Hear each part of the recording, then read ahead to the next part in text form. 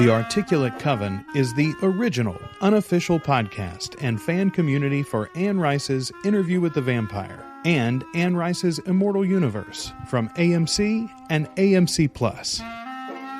Welcome to the Articulate Coven. We are your hosts, Ashley Wright-Eiler. I'm Joel Sharpton, and we are the Articulate Coven. And friends, it's here. It's real. It actually happened Thursday morning. 4 days early, they dropped the damn episode, and there you go. You and I had our Thursdays planned for us, Ashley. Yes, we did, and any plans that we had previous to that episode dropping were completely out the window. So, right off the top, I want to talk a little non-spoilers in case somebody happens on this episode and hasn't heard the episode yet. They're just dipping their toe into the water. What do my people think about it? Here's what I think about it. I think it was awesome. Is it a perfect word for word, scene for scene, line for line adaptation? It is not. It's not. That's not what we expected. We knew there were going to be changes. We knew there were going to be updates. We've talked, even before this show took shape, we talked about how there were rooms, there were spaces for improvement in an adaptation. We used previous examples of works that have done that very thing, updating for a modern understanding and a modern context. This is that, and I think it is as good as we possibly could have hoped it would have been. Oh, I completely agree. I'm in love already. I mean, I'm a cheap fan, so you don't have to do a lot to make me happy. But I think everything just right off the bat is just beautiful to look at. It's just gorgeous. I immediately started, Googling hotel rooms in New Orleans so that I can get down there as quickly as humanly possible. The costumes look amazing. The actors look amazing. I think the casting is really, really on point. It's just fantastic. I'm thrilled. I am too. I am so pleased. I mean, and it is literally like, I'm getting teary-eyed thinking about it right now, but I have cried not watching the show. I did get teary-eyed watching the show the first time, but I have cried thinking about this show and how important it is to me and how pleased I am with it and how in so many ways, Ashley, it feels like they did this just for me. And it's not like I'm owed anything, and it's not like I did anything to deserve it, and I didn't even really I mean, you and I started this show. That's what we did for the fandom as far as like to pay our dues. We've read the books again, the first 5 books again. We have started a Facebook group. We've been a little more active on Twitter about this particular thing that we care about. But damn it, it feels wonderful to see these characters out of my head and on the screen and done so well and with such love. Absolutely. I think that that's something that I feel like comes through, and it's something we kind of talked about when we watched the behind the scenes episode they gave us, and just that it feels like such a love letter. It's I'm seeing these characters fleshed out more deeply than they've been before on screen. I mean, as far as Interview with the Vampire, the film goes, you're limited because you only had that 2-hour time period to tell the story in. But now we're really getting to see more in depth these characters come to life, and the way that they've made the adjustments that they've made have kind of sped up a lot of the backstory, and kind of put things on like a little bit more of a high-speed collision course. I feel like, which is fantastic because we don't want a lot of background. We want to get to the meat of this story.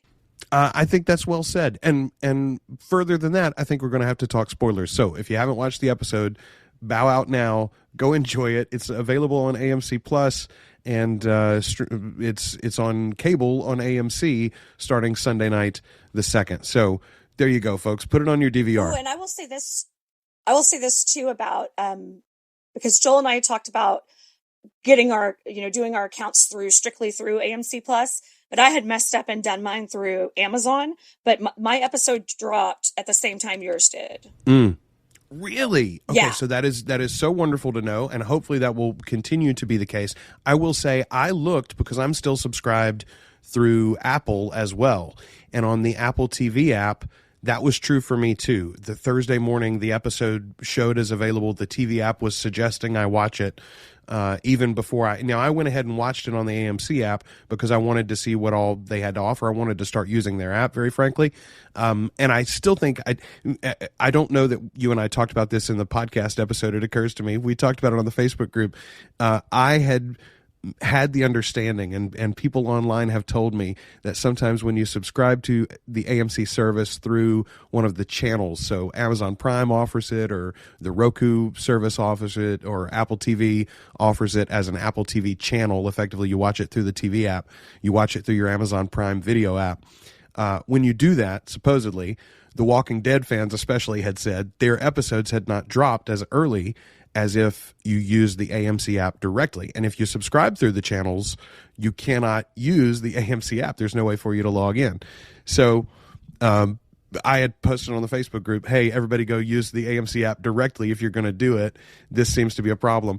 See, maybe that's not the issue for those of you. And I will say, I know in Australia, I think subscribing through a channel service is maybe the only way to get it. That may be true for some of our international listeners and viewers, fans too. So watch for that. If you can not get the AMC app directly through your app store and just create an account, check if it's available through one of the services that sort of double sells those streaming services. Yeah, and if you find that you're getting blocked because of like your location, you can always utilize a VPN. And I mean, it's fallen off the back of a few trucks as well, and I think those episodes will continue to do that. I don't approve of that, but here's my thing. If you're a fan and you're in a part of the world where they're not giving it to you in any legal way that you can access easily, I think you are morally okay to just then order something from the store. And when it comes to your location legally, then please use it that way as well. Stream it again or buy it if you can on DVD or Blu-ray down the road or whatever. But, you know, these companies have got to figure it out. We talked about that on the Facebook page as well, or the Facebook group, I should say, which, by the way, if you're listening to this and don't join us on Facebook, you can do that. We're at Articulate Coven. Search us there as a group. We have good discussions going on from time to time. But it is something that I think Disney in particular does a great job of. Paramount is beginning to do a better job. All of these companies are finally waking up to the international opportunities, but Netflix and Disney have been way out ahead as far as, hey, we're going to sell this everywhere all at the same time. It's the only way to be fair to the fans, and it's the only way to reap all the financial reward without losing a bunch of it to piracy. Absolutely. But by all means, if you must pirate, pirate. I'm all about a little bandit action. Listen, I guarantee you Lestat owns a T-shirt at some point in the 70s that says, I stole this T-shirt, you know, or you know, whatever, steal this album. So, okay, let's get into this thing. Let's talk spoilers. Bow out now if you haven't heard the episode, or forever hold your peace. Ashley, first off, I have to say this because it is so cool, and as a podcast producer myself, intros and outros are a big thing. The Immortal Universe has its own credit reel. Yes, it does. Just like the Marvel Universe, or God forbid this was a bad omen, but the Dark Universe at Universal, when they made the new Tom Cruise Mummy movie, oh God, they brought out this whole rolling intro, just like the MCU movies, and then of course that's the only one in that quote unquote universe. This is not going to be the only one. If nothing else ever happens, the second season of this show will have the same intro, as will the Lives of the Mayfair, which is coming later this year or the first of next year. I'm getting conflicting reports on when that's going to launch, by the way. But what a cool thing. What did you think of the design of both that and the title sequence for the show itself? Oh, I mean, I'll be honest, I need to watch again to really absorb it all, because I was just like a giddy teenager, like just giggling, and I can't describe properly my excitement, and it really does turn me into like a silly teenager. Like I have just been beside myself over this and really fangirling super hard. Like I even feel in my enthusiasm, like my youth, you know? Absolutely. Absolutely. And rightfully so. So the intro sequence for the Immortal Universe is just this innate, or ornate, I should say. There we go. I'll find the word in a minute. Ornate, sort of like mechanical looking, almost like a music box or a clock. It looks very, very cool as it rolls out those words, Immortal Universe, across the screen. And then the title sequence for the show itself, first and foremost, I love it. It's an orchestra tuning up. right? That sort of swells into Beautiful. it's lovely at first, and then it's very menacing for a moment, and then it's incredibly powerful as it closes. Meanwhile, the image is building, and it's of a cityscape, but also a bite mark. It's teeth as well, you know. Beautiful. Very, very well done. Again, just excellent design, and I think shows top to bottom. These people love these characters. These people love this world.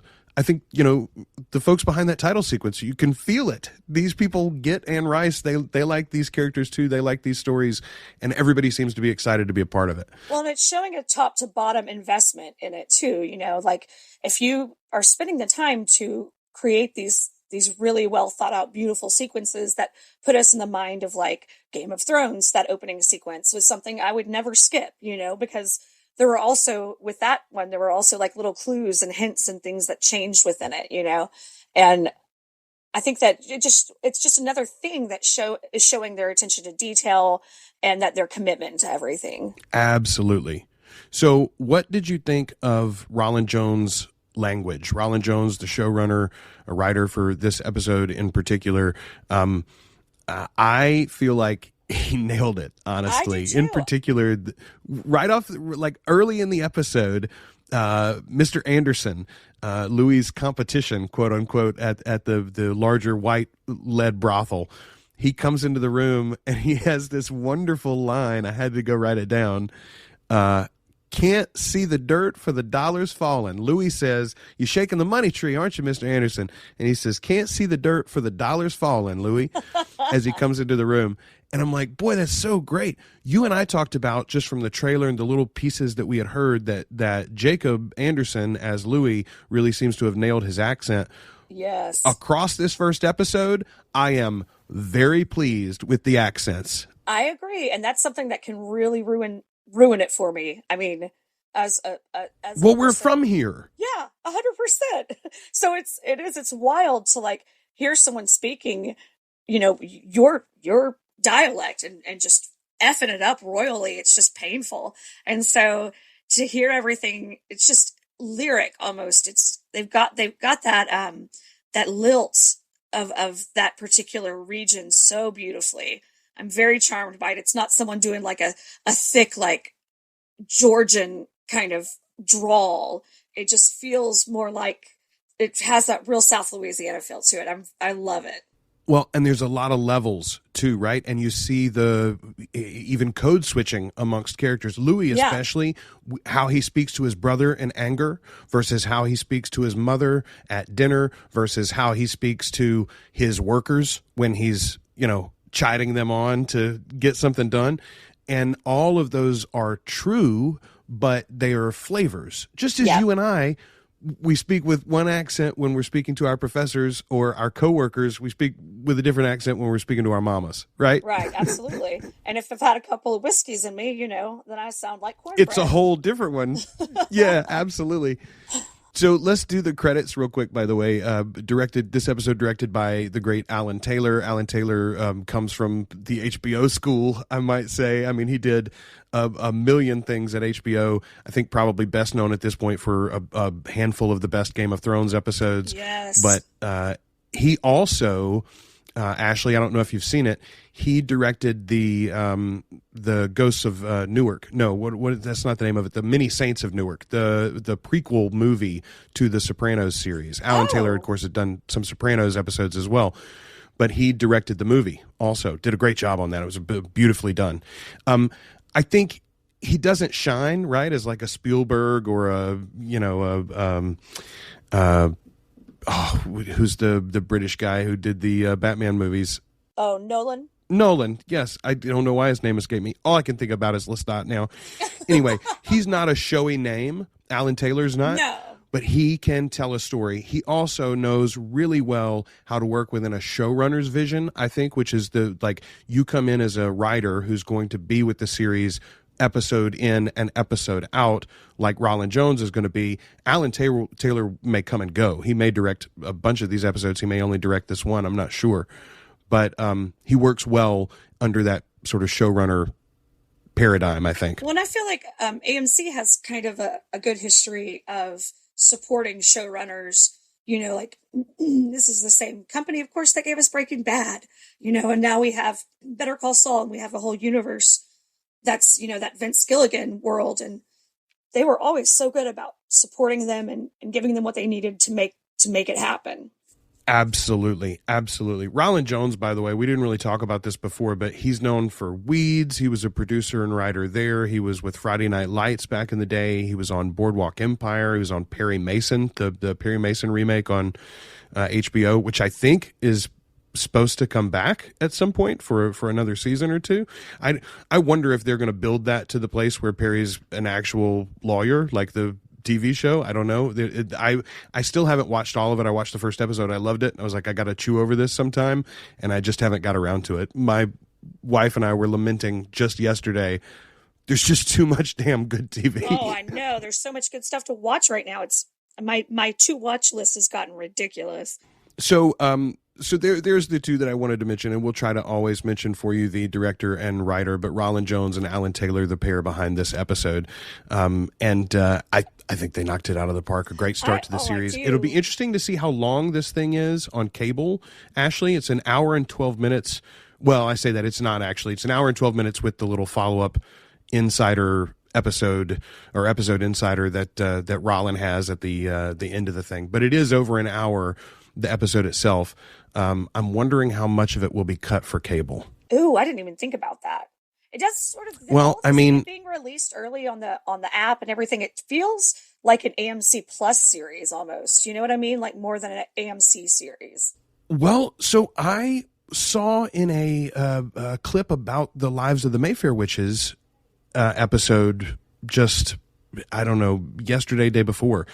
I think it may be an AMC Plus only thing, not actually dropping on cable. We'll have to see.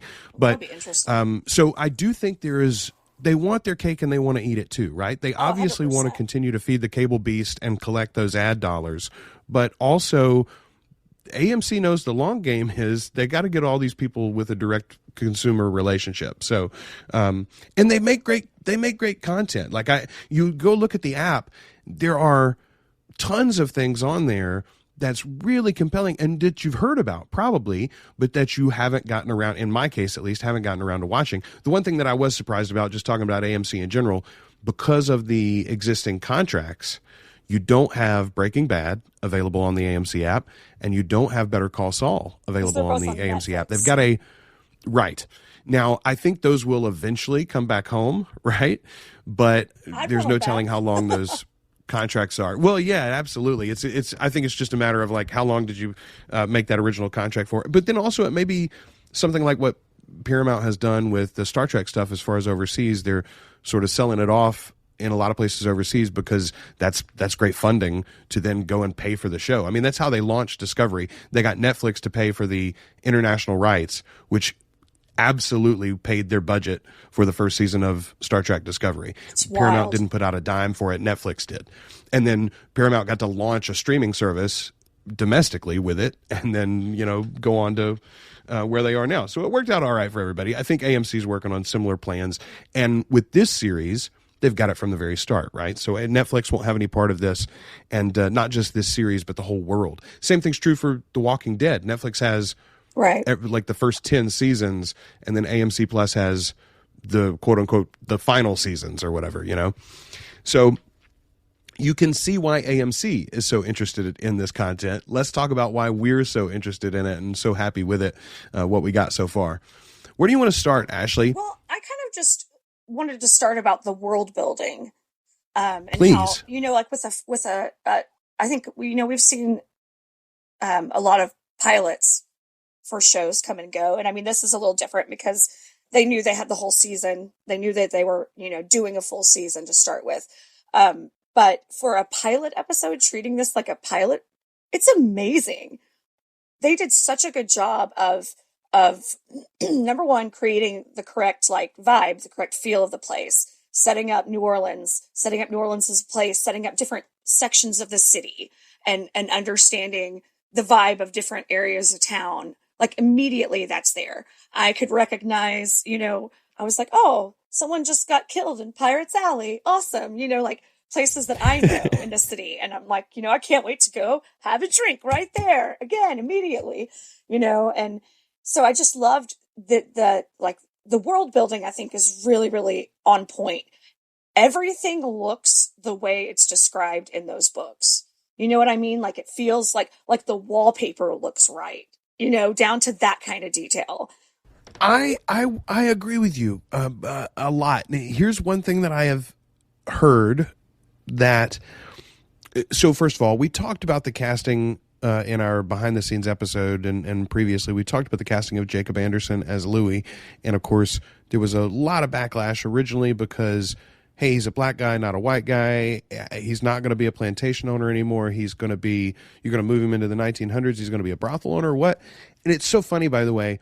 I remember hearing those rumors, talking about them even with you, and then the gulf of between hearing that the first time and the show starting rolling out with the images was so big, I had forgotten about it entirely and didn't have any kind of preconceived notions on it almost at all.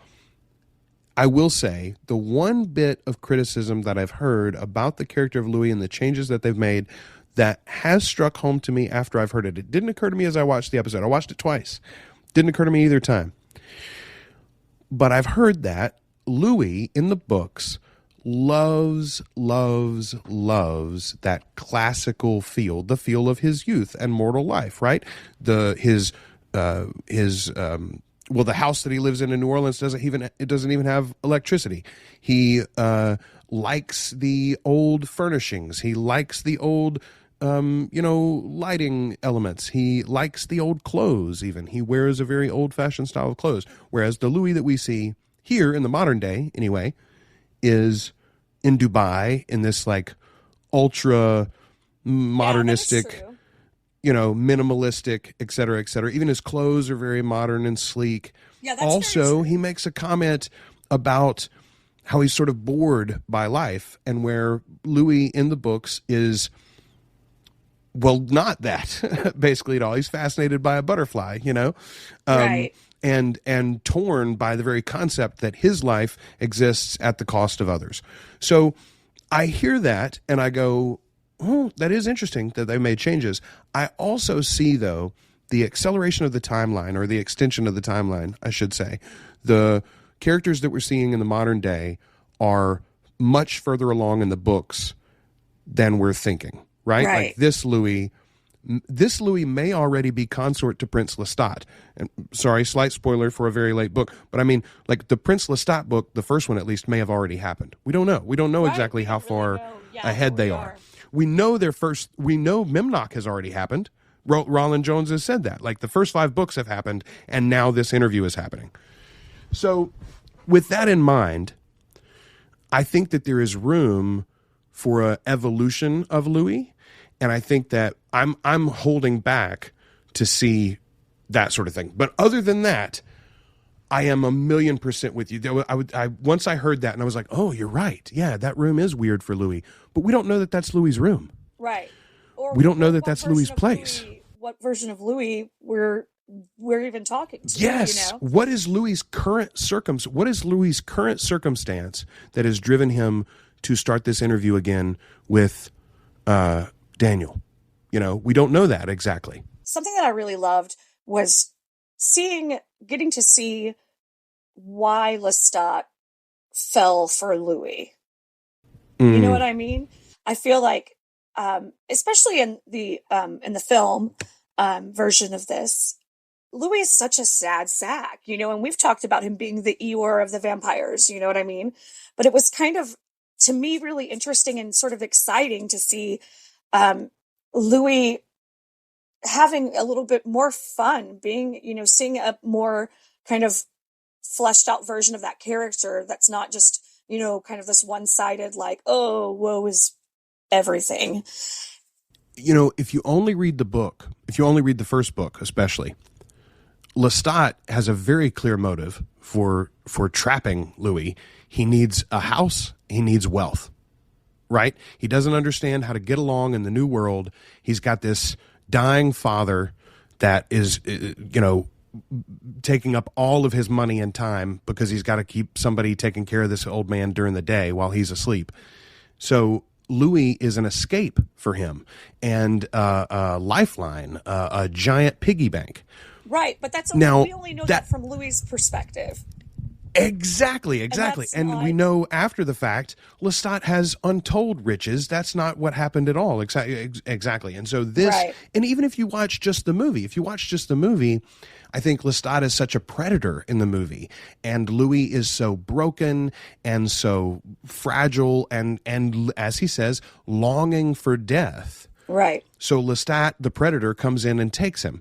He's easy prey. Here, they court for like a month. Yeah. In between their meeting and Paul's and the wedding. Let's say the wedding. Yeah. So that time period though is pretty, it's a long, I don't know exactly how long it is, but it's many dates.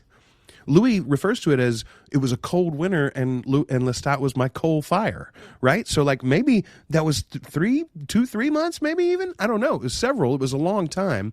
And Lestat courted him. He fell in love with him completely. We don't know exactly what Lestat's motivation is. That we know he's intrigued by Louis, right? From the moment that he sees him. Absolutely. Particularly that moment Louis pulls the cane knife on his brother. I mean, he calls it out later in French, which was so damn wonderful.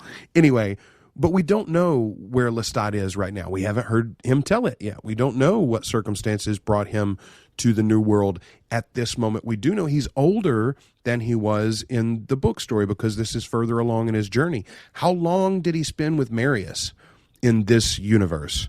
Yeah. How did his relationship with Armand resolve exactly in this universe? We don't know. What we do know is, according to him, he was headed to St. Louis, but he found him in New Orleans instead.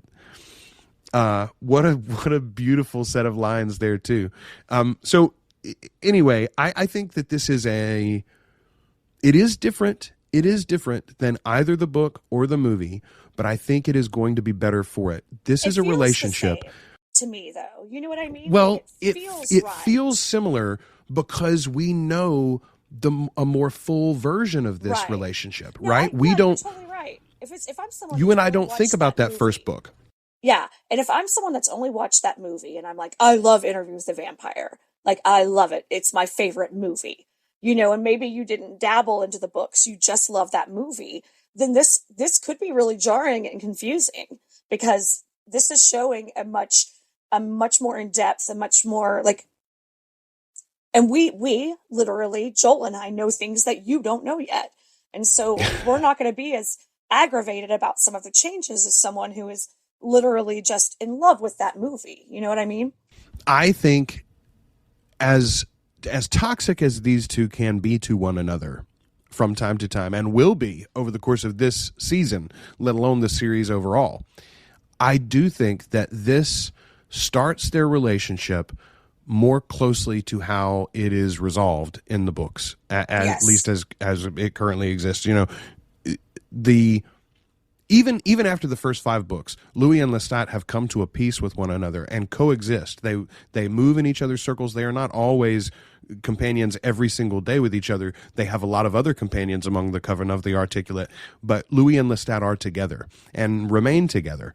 So I like the fact that the series is showing us more of each other, of each of these men, but also the relationship itself and the foundations of it here at the beginning. It will make more sense in a world where Lestat doesn't quote unquote need Louis like he did in the book supposedly, and where Louis is not as helpless as he was in the film, so that it will make this make both more sense and also be more heartbreaking as the season rolls along and their rises and falls come.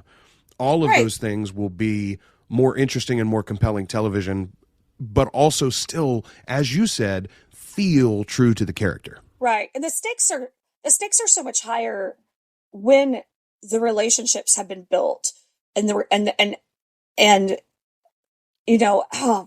taking the time and building the relationship and making it more genuine to what we know the relationship to be, it amps the stakes up immediately, because it's not just like an antagonistic kind of back and forth that you can sort of get the vibe of sometimes in the book.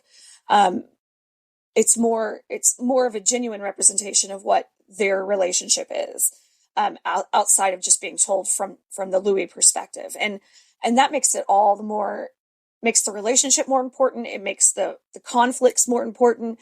It makes the distance that they have to spend apart more important. It makes Claudia more important 110%. Oh, you are so right. Claudia in this series is not going to be a mistake or an afterthought. I think it's so clearly building toward that already in the first episode. Here's what I love the most, though. We've been talking about this vampire show for 30 minutes almost, and we haven't mentioned fangs or blood or killing almost at all. It's like we're talking about a rom-com. But that it is absolutely a romantic story first, and I am so excited to see it. All right, let's talk a little bit though about let's kind of run through some of the characters. Let's start where the episode starts. Daniel. This take on Daniel is so cool. We knew it was going to be good. You talked about excited to see Eric Bogosian, the more seasoned interviewer, et cetera, et cetera.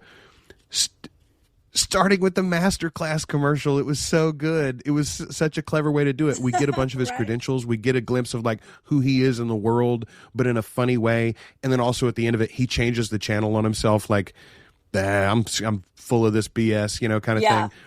Great moment there. One question for you.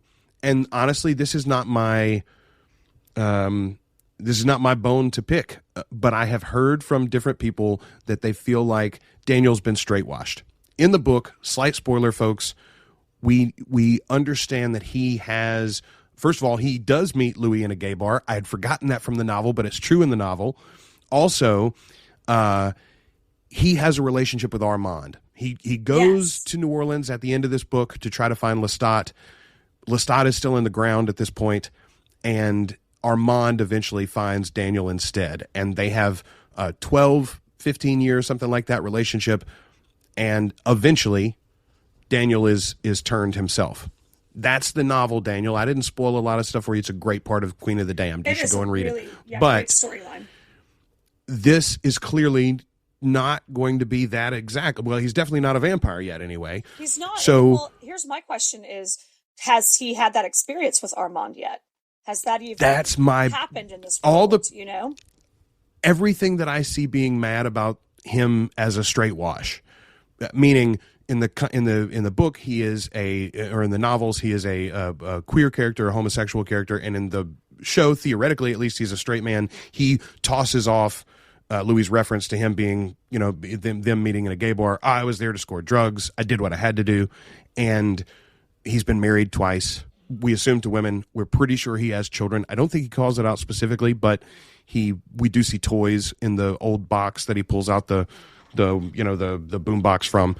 I don't see it as straight washing. First and foremost, the moment where he tosses off Louis and says, "No, that's not what it was. I was just there to score drugs."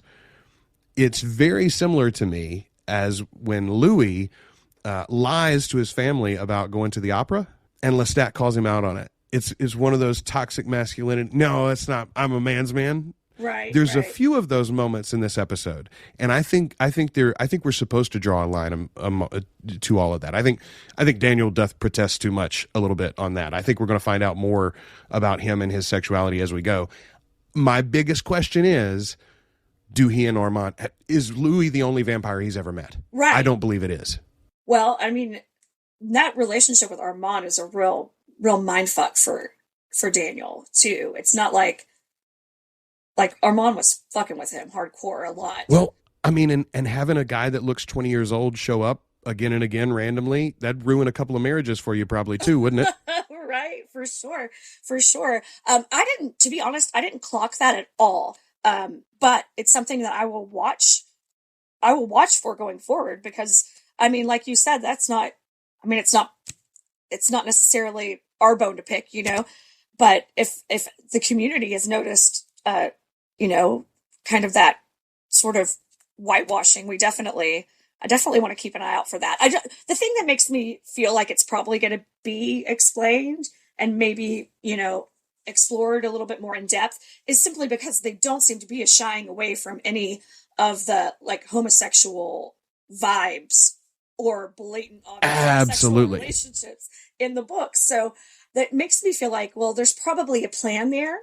Or maybe the showrunners missed it and didn't clock that as being something that was going to be important to viewers. And maybe it's just a piece of the storyline that got dropped, which is a real bummer if that's something that people connected to. You know what I mean? I think unless there are some big surprises before the end of this season, I think all of that stuff is open for them to hear how the audience responds. And even if they didn't originally plan to give Daniel that backstory, I think they still could. I mean, I think there's a lot of room in this universe to draw stories in the 60s, 70s, 80s, 90s, all over the place there. That would be really interesting, and you could drop different things in at different times across whatever show you wanted to. You could have a whole season with young Daniel and Armand, like without changing what we know about the interviewer here. Absolutely. Only adding to. Anyway, let's move on from Daniel to our leading man himself, Jacob Anderson and Louis. He's so lovely. To me right now, so far, he's embodied that character so beautifully for me. Because I like thinking about Louis with more depth than our Eeyore vampire. You know what I mean? I like the parts of Louis that are strong, the parts of Louis that are protective, the parts of Louis that are insolent, I like the character having more depth. To me, that kind of like flat version of Louis is so boring. And that's why, that's boring. Absolutely it is. And I mean, even Anne was bored with it, honestly. Yeah, and there are aspects. Yes, there are aspects of Louis as played in the later novels that sort of that you can see Anne trying to figure out, well, what do I do with this character that's like a version of me I've discarded or moved past, grown. And I left him there, but I didn't stay there. I flowered and blossomed into Lestat, actually. So what do we do with that? Well, it's really unfair to leave him there. It's unfair. Yes. I feel like it's unfair as a writer to have left him there. To not have allowed him to grow and develop and change the way that she did, which she does. I mean, obviously that's the way the character goes. I mean, even within, Memnoch, which we just read, Louis is very concerned for Lestat and is one of the people leading the action of the storyline there. I mean, we see him change, we see him grow, but I think in popular culture representations of this character have always been this woe is me. He's just sad Brad Pitt. Yeah. Because he can't eat a donut or a hoagie. Anything. Bless him. I loved. Okay, so we talked about Jacob's accent already, but the line that I thought was probably the best from him. He's sitting in the car. He's pulled up to the brothel for the first time to go see Lily, and he's narrating himself. He says, "My business and my raised religion were at odds, and the latencies within me. Well, I beat those back with a lie I told myself." Oh, that he's so wonderful there, but him telling the story is so good too. And the fact that Rollin is then able to weave in a lot of Anne's own language is so delicious for book fans. And I've heard a few people call it out. Oh, you can really tell the difference between when Rollin's writing and when Anne was. Listen, Anne's very flowery. Rollin writes with a more modern tongue. It's absolutely true. But I think they suit each other very well, honestly. I agree. And I'm very pleased with this sort of balance as we go back and forth. Yeah, the language feels right on, especially if you've read other books of Anne's. If you've read, the Mayfair Witch books at all, or any of the the beauty books, this still feels very much like Anne to me. I agree 100%. All right, let's talk about Sam. Sam Reid as Lestat. First of all, his introduction is so excellent. We see him from behind, which I think is a direct reference to the 94 movie. I believe that there's that same shot of Tom Cruise's Lestat from behind in the flowing cloak. Yes, you know? the hat. Yes, exactly. Yeah. There are a couple of those, by the way, in this episode that I think are direct references to the 94 film, which I think is cool. Obviously, this fandom, I mean, the 94 film is well regarded. Lots of people like that. Lots of people like the Queen of the Damned movie as well, but way more people like the 94 Interview with the Vampire movie from Neil Jordan. But that one in particular I thought was great. But then the introduction at the brothel itself, the conversation where he comes in and out of French, his excitement that he makes sure to serve the musicians because they're always forgotten. We're always forgotten. I thought that was a really cool, beautiful. I thought that was a really cool moment. Here's something that I read in a thread, I think yesterday on Twitter. So Lestat in the books is about 20 years old when he's turned. And in Anne Rice's novels, the age you are when you are turned to a vampire is sort of very integral to your personality moving throughout the centuries. The vampires are largely unchanged. They get wiser and more powerful, perhaps, but their personalities stay very similar. If you're a childish, reckless, rebellious vampire, you're probably going to be that even when you're 2,000 years old. Absolutely. Lestat. So Lestat, for instance, was sort of made as a child still. He's still just a boy. He's not, his brain's not fully formed. So he's maybe never right. So he's maybe never going to make the right decisions. Well, in this TV series, we don't know yet what age he's supposed to be when he was turned, but I think it's pretty clear that he's going to be at least about the same age as Louis. Louis calls himself out. He was 33 years old when he became a vampire. So, I think we're probably going to get Lestat at 30 to 35. I think they're probably going to call him 30 to make it a little bit younger. But the point is, he should be a man. The thread that I was reading made the suggestion, what if they're going to sort of give us that same rebellious, reckless attitude through a personality trait, neurodivergence? Maybe Lestat's on the spectrum. And they specifically called out the opening comment that he makes to Louis. Is it hurtful on purpose or is it obtuse of Lestat? Is he just clueless when he said, Louis asks him, this is a mighty fine table, how did you manage to get it? And Lestat doesn't answer, says, how did you manage to get in the front door? Referencing his race. Right. Later, Lestat charges him at the funeral procession and he says, your brother longed for the pavestone. Lestat does not mean that to be harmful. He's coming to aid Louis, right, to make him feel better. He just doesn't understand how worthless that is as a salve on his grief. Absolutely. I don't know where the writers are coming from this. I haven't read it in any interviews yet, but I read that thread and I thought, boy, it sure feels like Sam's playing it that way a little bit, and I love it, honestly. I think it suits the character of Lestat, and this change, perhaps to his age, still maintains the character as we know it, and it gives it more reasoning and more grounding and more humanity instead of just callousness. Yeah, no, I think that's a really cool point. And again, like I said, something, now that it's been pointed out, something I'll totally watch for.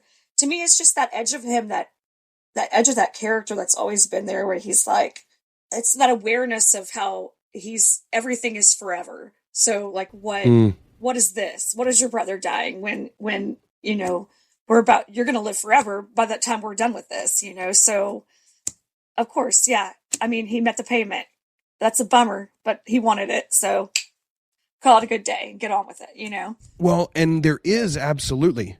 But I like the idea of that being softer. Well, and not even softer necessarily, but there's a reason, right? And it doesn't make it, knowing that, even with the modern context of, you know, neuropsychology, et cetera, that doesn't make it any easier to live with, right? No. It's still a problem in an interpersonal relationship. You just have to, you know, it's something that explains it instead of it just being about cruelness or callousness. And Lestat as pictured in the books, particularly the later ones where he's writing them, I don't think he is callous or cruel. I think he can be obtuse sometimes, and he doesn't understand. He's like a giant. He doesn't know his own strength. A lot of times he doesn't know. Right. I think it's more of a matter of his perspective. Like his perspective is this, endlessness. So some things seem small to him that aren't small to a mere mortal. You know what I mean? Well, and even more so in this series, right? Where he's already 150 years old, and he's already, he had met Marius at this point, and Akasha and Inkle already in the books as well, but we didn't know that. We're not colored with that part of the story. We're seeing it, I think, a bit already in his eyes here. The joke on Twitter is that Lestat has changed his name to Sam Reid, and we're all just pretending that we haven't noticed. I gotta tell you, he is so perfect in this. We'd already talked about he had won me over with the interviews and things, but he is so perfect in this role. He is perfect. So perfect in this role. He is 100% perfect. I don't know that I've ever. It's been a minute since I've seen casting that dropped my jaw. And I didn't really care about it. I haven't really seen him in anything. He's really not on my radar at all. And so I hadn't seen him in anything either. When he opened his mouth and started acting, I was like, holy shit, that's just Lestat. That's our guy. Yeah. That's our guy. Yeah. And that's, yeah, I can't wait. I'm so, I'm so excited for the rest of the series. You guys, he's so perfect. That casting is point on, and he's not going to, because they cast, people that are, these guys are in their 30s, probably. They've got to both be in their early 30s, yeah. Yeah, and so we're not going to have the awkwardness of watching these guys get older. They're not. It's a problem you run into if you cast a 20-year-old. By the time, if this runs, 10 years, you go from 20 to 30. That's a lot of physical change in a person. But I don't feel like you change as much in your 30s to 40s and that. So we can watch a comfortable passage of time with these actors and it not ever be awkward or ever us have to suspend our disbelief to such a weird degree that they're still the same age they were when we started. Strongly agree. Let's talk briefly here about vampire powers. I know this is something that a lot of people are going to have issues or questions about. First and foremost, and I always forget this, Lestat doesn't actually have the power to fly until Queen of the Damned in the novels. He does not. He floats briefly with Marius after drinking from Akasha the first time in The Vampire Lestat. So that would have been previous to the events of Interview with the Vampire. But he doesn't really control it, and he doesn't call it flight. No, it's more like he levitation. Actually gets the flight. Right, exactly. Or really, maybe even Marius is using telekinesis maybe to help him guide down at that point. It's sort of unclear. He's in that drunken stupor after drinking from Akasha the first time too. But he gets the flight gift once he, sort of becomes her companion in Queen of the Damned. I don't have a problem with it. In this episode, there's one scene where they levitate, obviously, during the sex scene. You've seen it already in the trailers or the clips on Twitter. I guarantee you've seen this. My favorite meme is, what kind of interview is this? And it's the two of them wrapped around each other, floating. It's the good kind of interview, baby. So awesome. That levitation in the sex scene, first of all, I think is a direct reference, again, to the 94 movie. The very first time Lestat bites Louis, they fly up into the air. Absolutely. And I think that's just about, in the movie, we talked about it when we reviewed the movie. I don't really think Lestat has the power of flight there. I think that is a sort of visual representation of a moment of ecstasy. Yeah, this moment of undescribable ecstasy. Yeah, I think that's what that is. And I think the levitation here is almost that as well. However, I don't think there's anything wrong in, as described in the story, of even saying, yes, they actually levitated. Louis describes it as Lestat took the little drink, which is very difficult for a vampire to do. It takes a massive amount of willpower. But Lestat is literally putting on a psychic show for Louis to woo him as directly and aggressively as he knows how to do.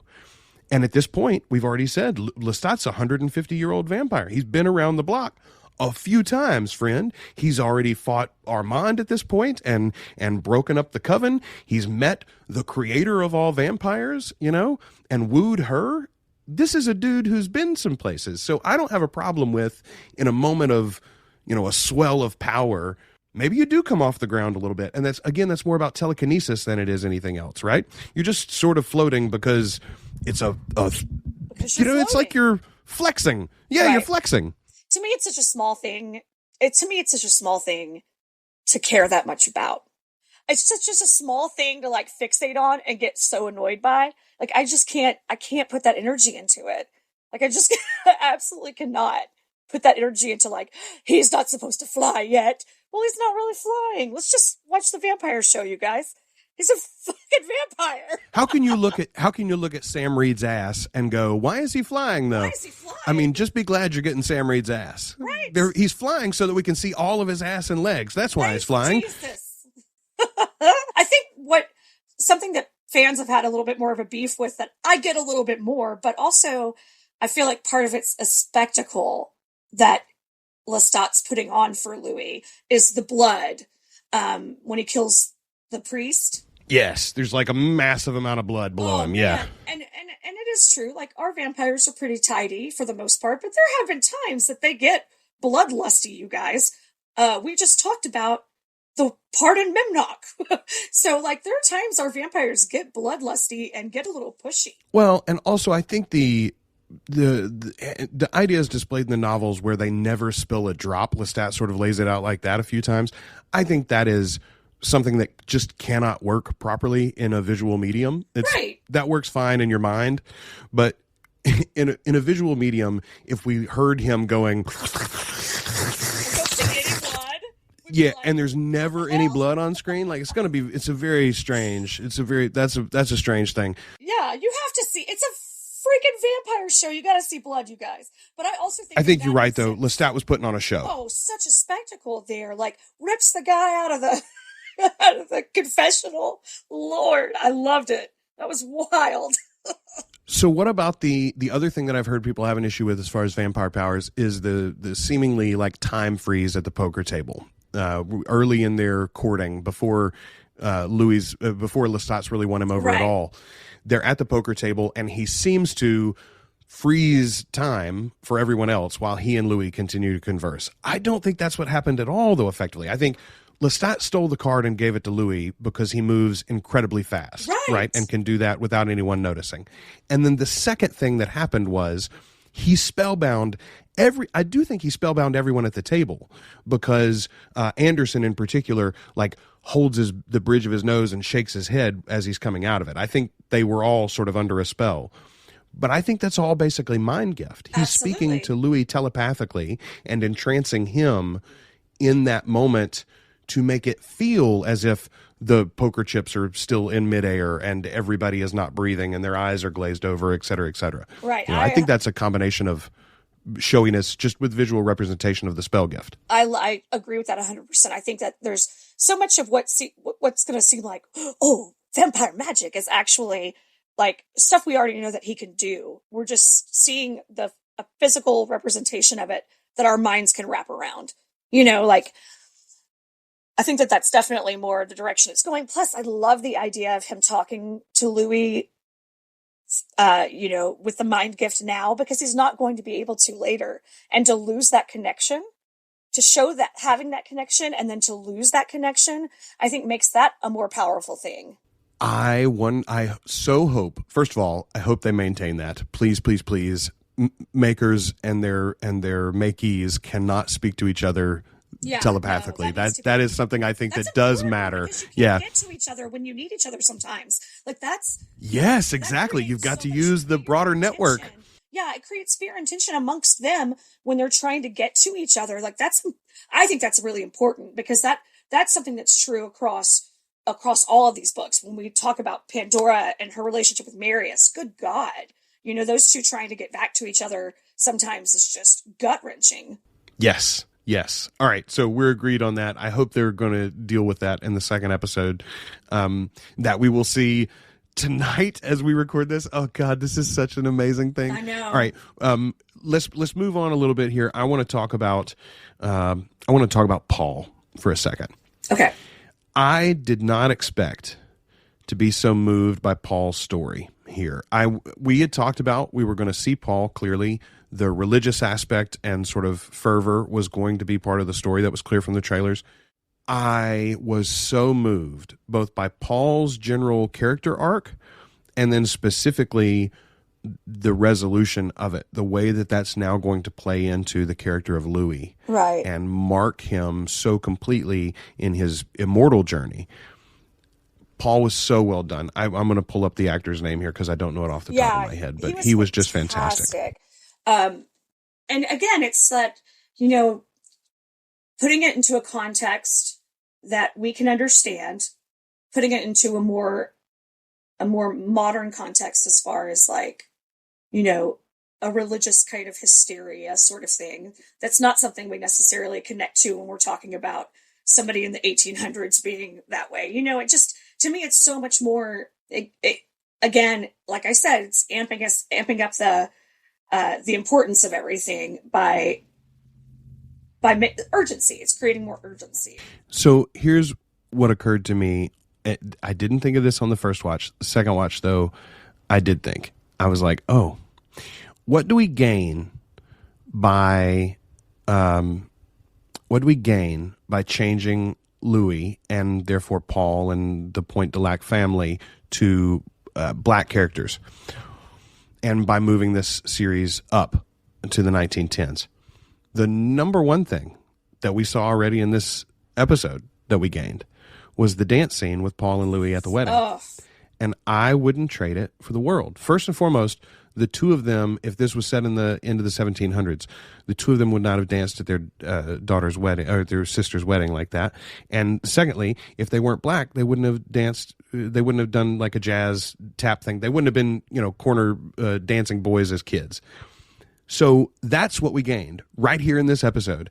And that was such a beautiful scene, the shorthand that was accomplished in that scene to establish what these guys have done for each other, what they've been through with each other, how they feel about one another, the love, the admiration that they have, the trust that they have with one another. And we got the scene, there was a great scene of them walking together to the church in the morning earlier in the episode. That's a really lovely scene too. But that dance scene to me is an example of what you gain by changing the character of Louis ever so slightly. It's really not that big a shift, honestly, when you think about it. He still owned the plantation. The family still owned the plantation. That's the thing. This is an Louis still subjugates human bodies. Yeah. Louis still subjugates human bodies for a living, right? Yeah. Like he makes his money off the back of other humans selling themselves. That's what he does in this series. So, and he knows it, and he suffers for it morally. That happens there at the end when he's in the confession. He's not just sad about Lestat. He realizes, I smile and I tell myself I'm giving them a roof and a meal and dollars in their pocket, but I know who I am. I'm the big man in the big house who stuffs cotton in my ears so I can't hear their cries. Woo, goodness. Anyway, I loved Paul. And you're going to be able to show me just a second of Paul on a balcony or that dance sequence or the two of them touching each other on the shoulder as they walk down the street together. And I'm going to cry for years to come now. I think that's going to be a point of reference for Louis as well. Yeah, he failed his brother. And it made me care about that way more than I did. Like in the book, like I just didn't connect to that character. Absolutely. I didn't really care. I was just like, man, like let's get on with the story. Whereas with this, I'm like, oh damn, we really get to see how this is, is going to rip our guy to shreds. Okay, so Paul is referenced here, so I'm going to include this here. Lestat makes a reference in the church at the end. He tells Louis that he's not the devil, that he only brings death to those deserving. Now, this is after he'd already killed the one priest, and right before he goes and smashes the other one's head in. However, it occurred to me, I made a joke on Twitter. Somebody was like, what did that other priest do? Poor priest, he slipped on his shoe squeaked, and now he got his face smashed in. I said, you watch episode 2, Lestat is going to tell Louis that he already had that priest marked for death because he was a pedophile or some such. It occurred to me on my second rewatch, when Paul goes in to confess, that priest, the priest that gets punched in the face, that priest goes in to take confession, and Paul won't have it. Says, no, I want Father Matthias. Thank you. And then sends the priest out. And in the books, it's very clear that Paul is touched in some way. Paul knows the danger that's coming with Lestat to his family, and feels this sense of foreboding for Louis, and is trying to tell him, we got to sell everything and get out. We got to give it all to the church and get out, brother. And Louis won't have it. Well, here we don't really get a sense that Paul might be in tune, so to speak, with the universe. Just that he's mentally ill is what we really get. However, Lestat does speak to him. He says, Lestat told me he was here to steal souls. Anyway, it's interesting to think perhaps we might get a hint of that as we go. Probably those priests will never be mentioned again. They'll just burn the whole church down, and that'll be the end of it. But I might be overthinking it. It was an interesting moment there. Hey, here's something else that I didn't notice until the second watch. Did you notice Radon Chong as Louis' mother? Yes. She's so good, too. She's amazing. I loved her in the 80s. She was in this, what was it? It was like a horror compilation. Was it Tales from the Dark Side? That she was like, a gargoyle? That was so crazy. I love her. Her. Really? I don't remember that one. Oh my God. It's this. So never mind. That's the wrong podcast for this. But as I'm like about to start a podcast about that one part of that horror anthology show, she's so good. I've always loved her. I've loved her. And someone I haven't seen in forever. Right. She hasn't had a ton of high profile stuff. But, however, she's on a bit of a renaissance. She's got a new movie that just came out, and then she was doing press for that and leaning forward to, and by the way, I'm playing Louis' mother in the series. I think we're going to see some more of her as the series goes on. I think Grace especially is going to be a character that comes up over the next several episodes, and I think it's likely that we'll see Maman Delac as well. But she was so wonderful in the scene after Paul's death. Yes, in the house especially was the one to me where she really shone. And then shying him away at the grave too. Mama, can I walk you home? No, thank you. Levy, do you mind? Oh my God. Dagger to my heart. And now, it makes so much sense why one of our group on Facebook made reference to the fact that Louis sort of like the tragedy to his transformation is really short here, whereas in the book that takes a while. He sort of lives in anguish and sadness for a while and despair. In the movie too, he's been gambling and wasting his life away for a while trying to find death. Compacted timeline makes a lot of sense to me though here, because you see the depth of despair that he's in. He loses his brother. He feels like he did it in some way. Yeah. His mother tells him so. Then the one bit of solace he has left is Lily, who is dead. Yep. He's left all alone. Lestat is all he has, and he still doesn't take him. He runs away from Lestat to the church first, but you understand why he is so vulnerable and willing to make the leap with Lestat at the end of this episode. I think the way that they line it up, and Radon Chong's a huge part of that. Yeah, I think amping up the intensity of all of those when emotions are so, after a loss, are so raw anyway, and everybody grieves differently, and you don't always have the conversations that you should have when your heart is hurting like that, and how dangerous that can be, and it really does set it up so beautifully, and kind of streamlining the timeline just makes it, like I said, more important, more urgent, more in the moment. Man, the one other thing that having Paul be such a big fixture in this season does for us, it gives us the great conversation with Lestat at the dinner table. Paul asks, what is the nature of your relationship with my brother? Yes. Monsieur de Liancourt. But also he follows it up with, are you in Christ one? Are you one with Christ? And Lestat answers, First of all, I love how he dismisses his the mother and Louis both say, that's enough of that, leave it alone. And Lestat says, no, the birds speak for him. I love that. Lestat just deals with it. Yep, okay, birds are speaking in his head. I get it. I know mental illness. So that's fine. Lestat's story there about the monastery. First of all, it's not something I think that he shares with Louis in the books until much, much, much, much, much later. So this is a Lestat who is more revealing of himself. Right. And less guarded than we've seen previously. And I think that's lovely. But when his eyes mist up as he says, my father, a vulgar man. Oh, it was too much for me. We talked not last episode, a couple episodes ago during the Mimnock about abusive father-child relationships. This is that, absolutely. And I'm assuming we're going to see more of it eventually as we see Lestat's story. But the look in his eyes when he talks about his father turning him against God and stealing his education or hopes of it. Anyway, it seems like Lestat in this universe got a little bit more time at the monastery, perhaps, before that was ended. It seems he read quite a bit more than he did in the books. But that's all right. I love that part, too, because what we have here is a Lestat who has glimpsed freedom and openness, and then was denied it, and then forced his way out, and then was captured and made a vampire by Magnus, and then forced his way out to freedom and openness again, and that is a cool journey that I'm excited to go on with him. And we got a glimpse of it in like one scene, right? Because of two great performances between Paul and Lestat.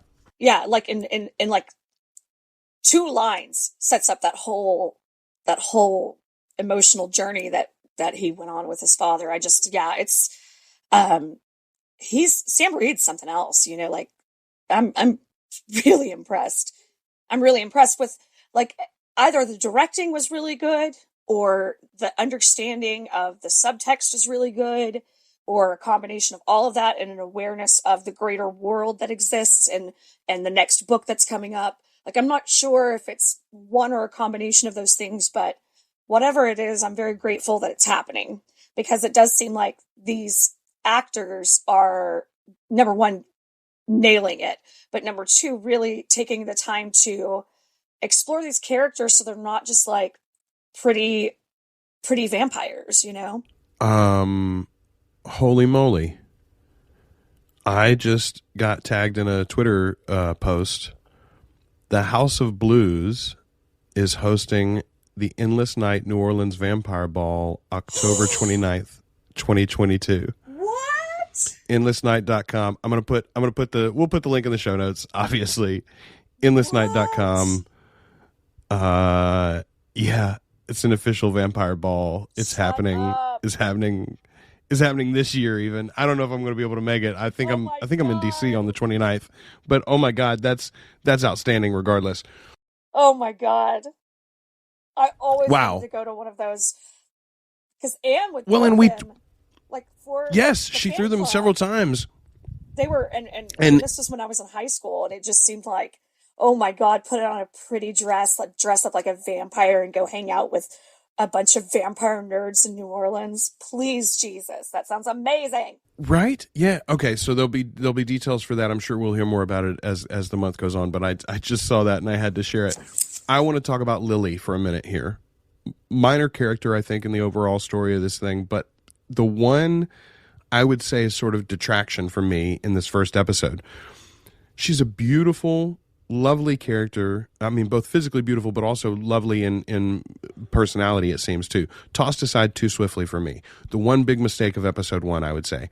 I think you could have played with Louis trying not to turn her, but also wanting to free her from the life, which is what Lestat feels like he's done here, right? He's freed Louis from the shackles of being a black man. He's now a vampire. Lestat doesn't understand being a vampire won't change the fact that Louis is a black man. Right. And I think that's going to be a big thing for their relationship moving forward. Very, very interesting stuff to be done with there. But I think we could have had some of that with Lily too, and we just didn't. Some of this, there's a character in the novel, the Frenier woman, I believe, that helps him escape, that it's sort of hinted at. Is Louis going to, she understands eventually that they're vampires. there's sort of a, like, is Louis going to take her? Lestat sort of, I think, offers it at some point, maybe even.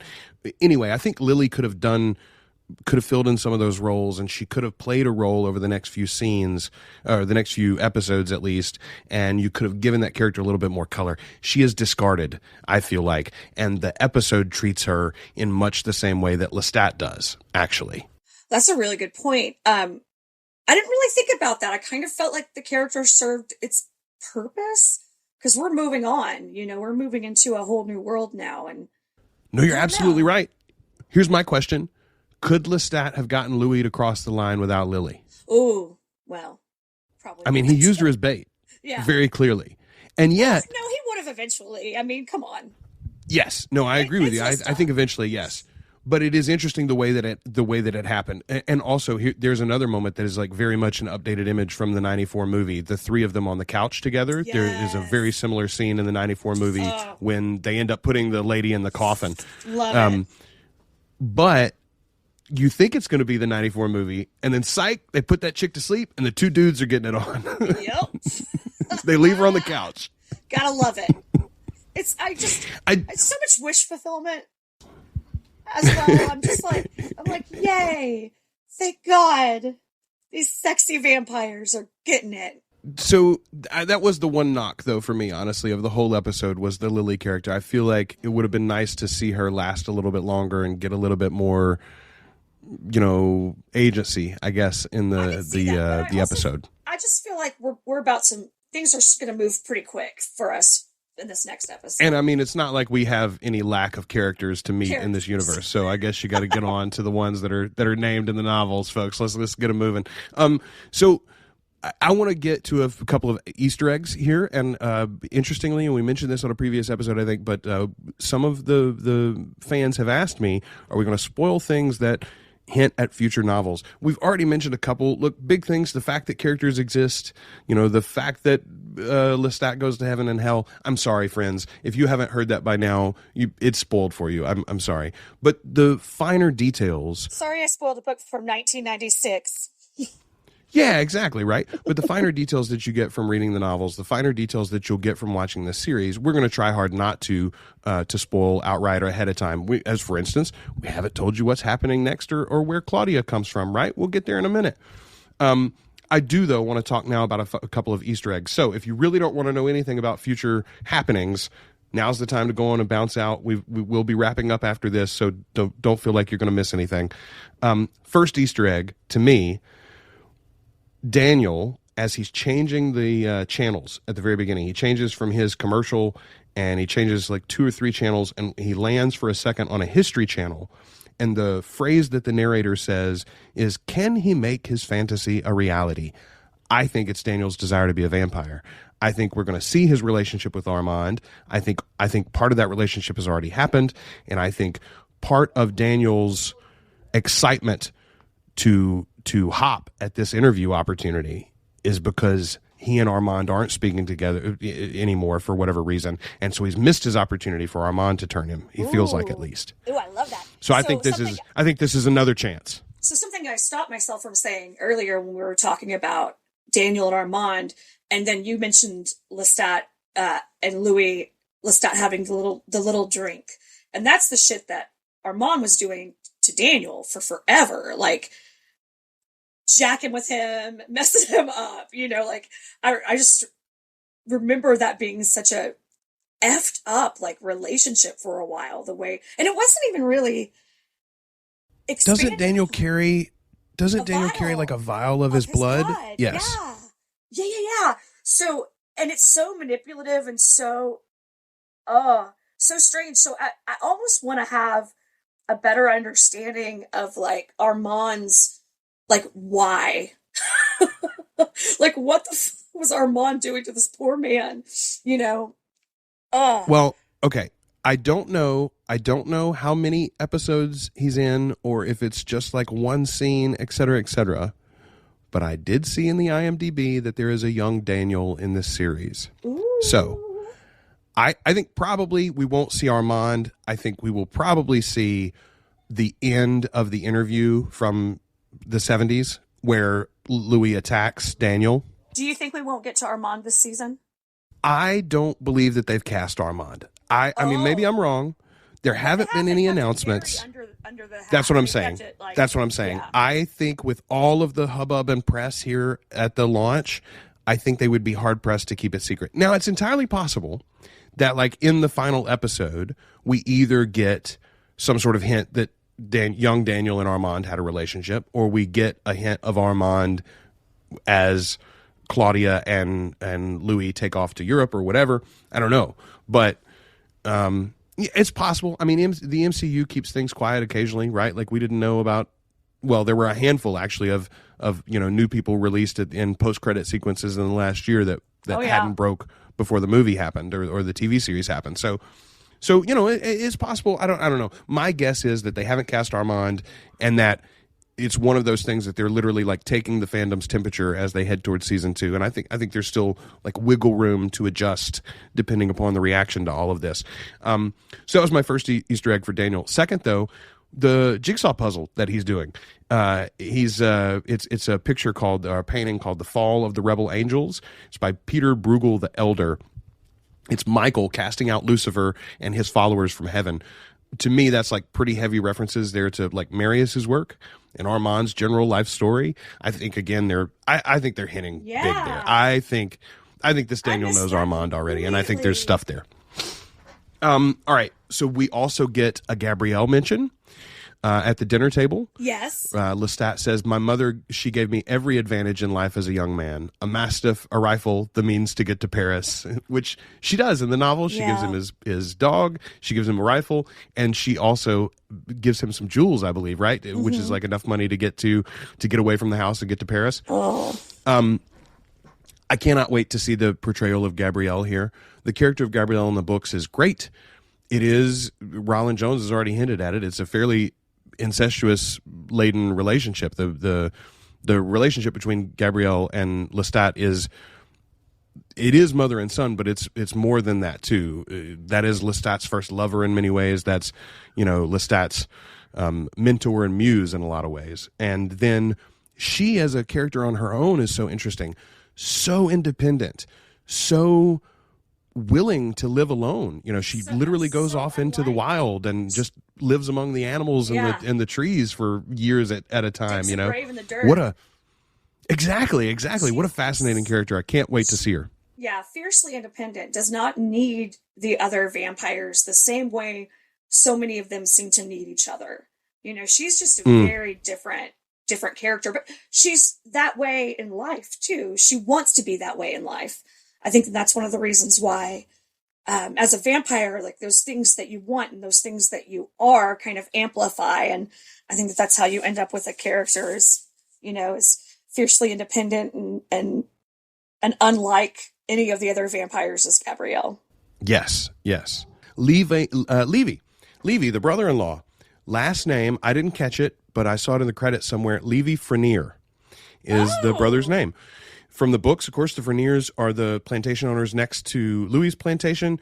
We mostly meet the woman Frenier, who is, as we mentioned earlier, kind of, is it a love interest, perhaps, going to be, whatever. Anyway, I think we're going to get Grace, who will now be Grace Frenier, will play a lot of those roles other than the love interest stuff. But I mean, I think she's going to discover that the boys are vampires. I think she'll end up covering for their escape at some point, perhaps. I think we may get a lot of that. Yeah. From Grace. That's a really good trade-off. Which is a neat little connection to the books. They don't need the Frenier family overall, no. And it wouldn't make much sense since we're not in plantation country, et cetera, et cetera. But cool way to bring that connection anyway. All right, here's the big Easter egg, though. Nicholas. We have a Nicholas mention. We do. So as soon as the music box started playing, I thought, I guarantee you that's Nikki's song. And I didn't expect him to actually say it out loud, but then they don't say his name, just as they don't say Gabriel's. Right. But Lestat says, the Lily asks, "What's that song is playing?" And Lestat says, "Oh, do you like it? I wrote it. I composed it for a beautiful violinist I knew. Oh. For a young violinist I knew, a beautiful and sensitive man." Oh,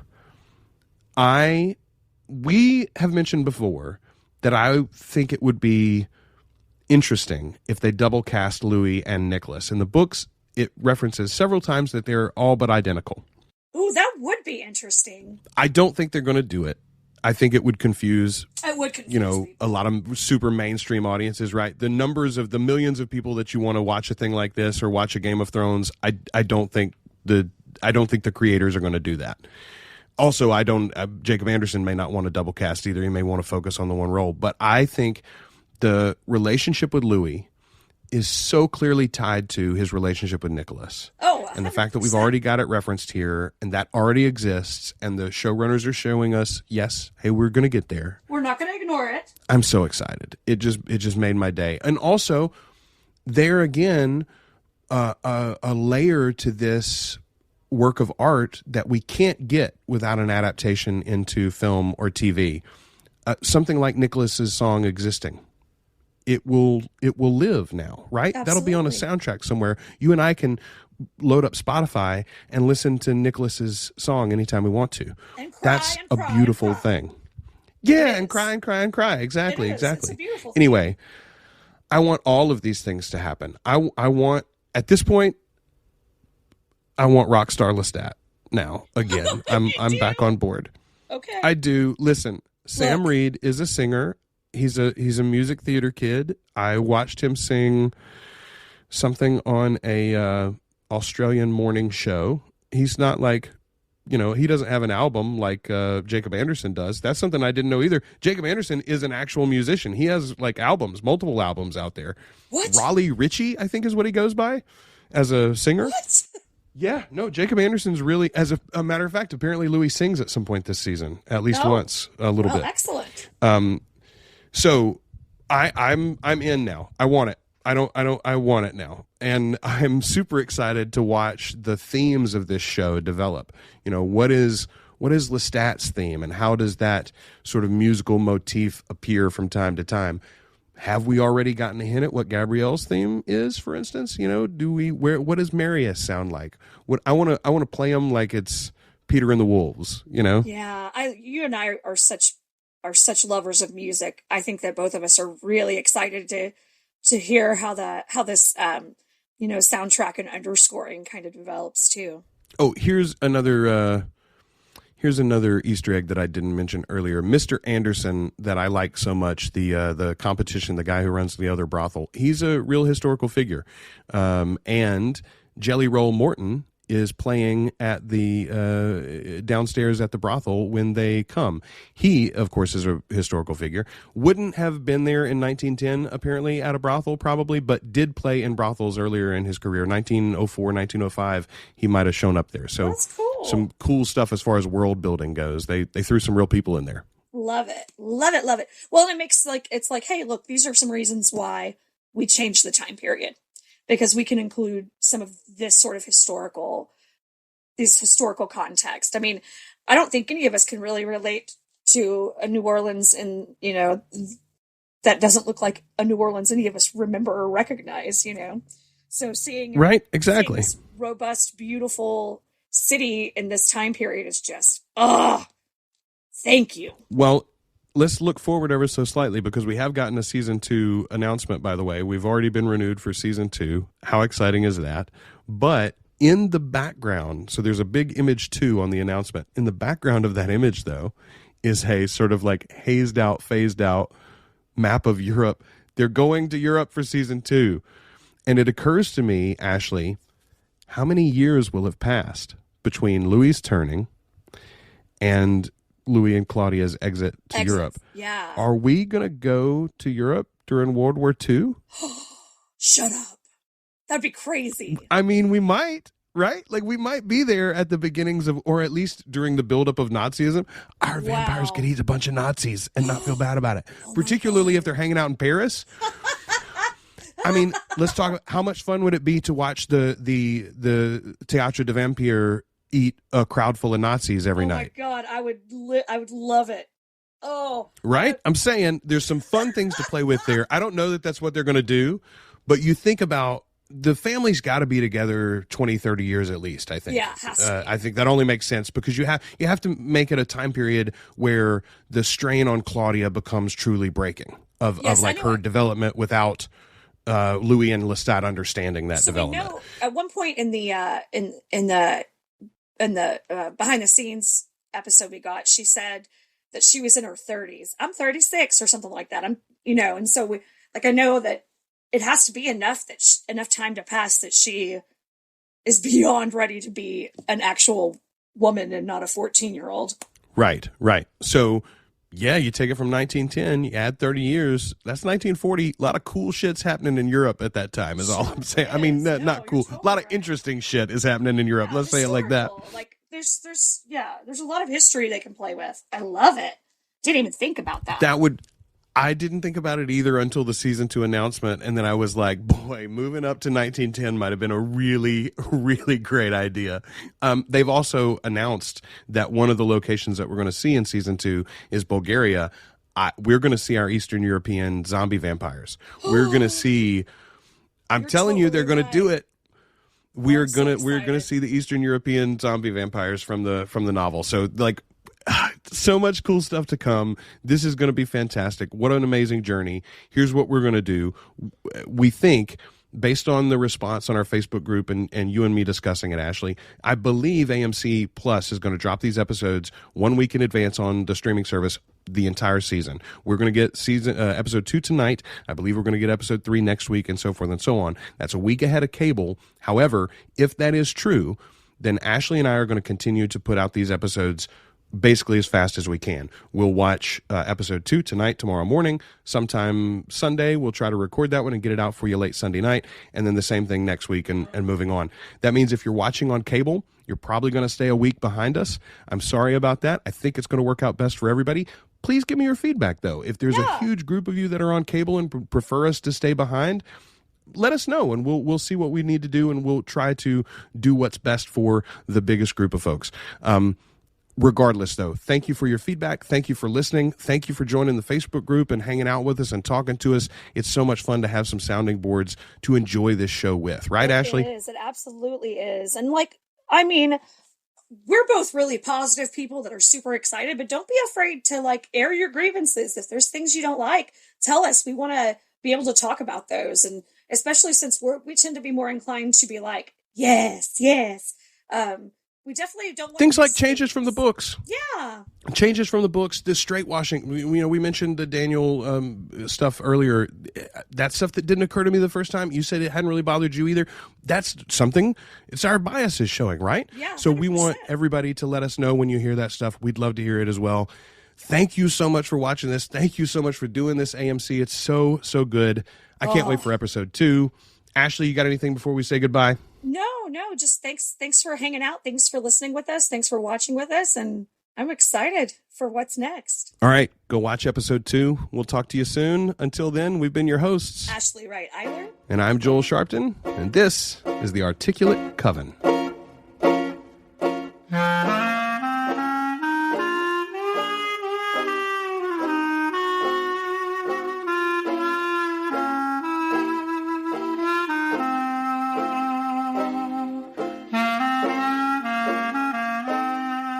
Thanks for listening to The Articulate Coven. You can join our community on Facebook by following the links in the show notes or searching for Articulate Coven on Facebook.